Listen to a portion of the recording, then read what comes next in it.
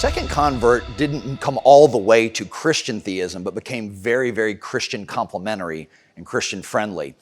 And the reason he's number 2 on our list, there's not necessarily an order of importance, but this was probably the most impressive conversion in all the 20th century. The man I'm speaking of is a gentleman who died in 2010, is Antony Flew, the Oxford philosopher and historian. Antony Flew was probably the most cited atheist in the 20th century. 50+ book publications, taught at Oxford, University of KEELE, Aberdeen, York University. Very, very well-known, Oxford-educated philosopher. If you go and Google his name, published papers, low-level, non-professional papers against the idea of theism and more specifically against the idea of Christianity and specificity and theism in general. Again, I believe he's the most cited atheist in the 20th century. He had an informal debate with C.S. Lewis. When he was at Oxford.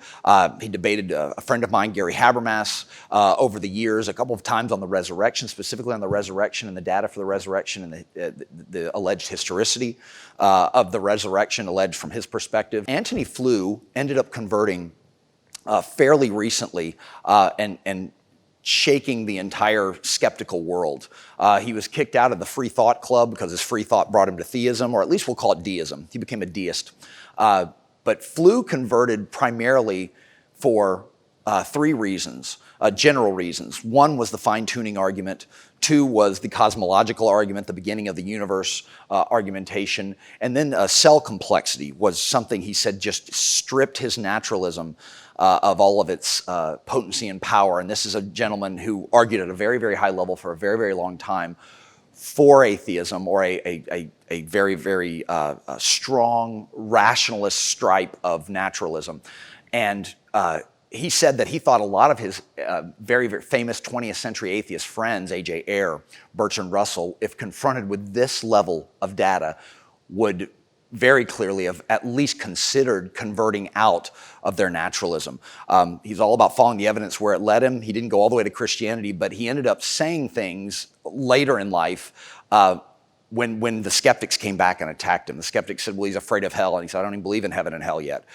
They said, well, he's just senile. So he wrote a book and said, I still have my cognitive faculties. There is a God, and it has there is no God, the no part scratched out. You can read about this in that book. It's an astoundingly powerful book about his conversion experience. He also had personal experiences with Christians that were adversaries of his, that he'd watched their life and see where they ended up.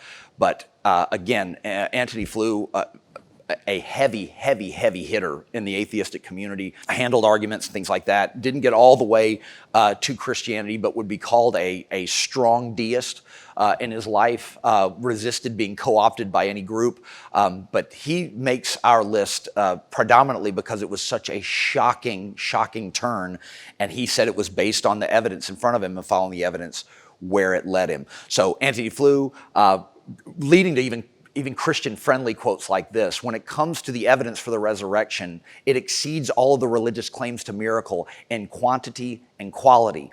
If you're looking for a religion to beat, the one of St. Paul and Jesus is the one to beat. Omnipotent set up the one to beat. So again, Christian-friendly, deist Antony Flew, converting massively and having to turn back decades of miseducation and turn his back on a lot of his publications with regard to his position on the God question.